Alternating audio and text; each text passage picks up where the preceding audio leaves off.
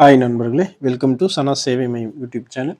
நம்ம சேனலில் தற்போது என்ன செய்தி பார்க்க போகிறோம்னா, அரசு ஊழியர்களுக்கு பல்வேறு சலுகைகளை சட்டமன்றத்தில் முதல்வர் இன்று அறிவிச்சிருக்காரு. அது என்னென்ன சலுகைகள் அப்படிங்கிறத பார்க்க போகிறோம். அதுக்கு முன்னாடி நம்ம சேனலில் சப்ஸ்கிரைப் பண்ணாதவங்க சப்ஸ்கிரைப் பண்ணிங்க.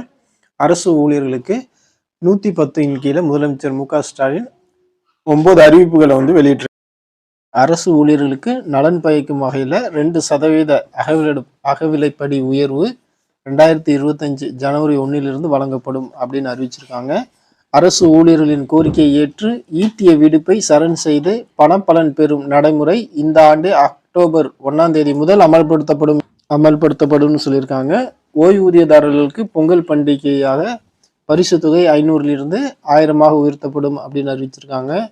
பெண் ஊழியர்களின் மகப்பேறு விடுப்பின் போது தகுதிகான் பருவத்தையும் கணக்கில் எடுத்துக்கொள்ளப்படும் அப்படின்னு சொல்லியிருக்காங்க. பெண் ஊழியர்கள் பதவி உயர்வு உள்ளிட்ட பலன்களை பெற மகப்பேறு விடுப்பு காலமும் தகுதியாக எடுத்துக்கொள்ளப்படும் அப்படின்னு அறிவிச்சிருக்காங்க.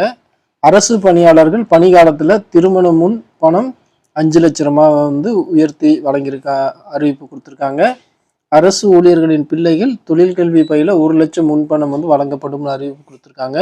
அரசு ஊழியர்களின் பிள்ளைகள் கலை மற்றும் பாலிடெக்னிக் பயில 50,000 முன்பணம் வழங்கப்படும் அப்படின்னு அறிவிச்சிருக்காங்க.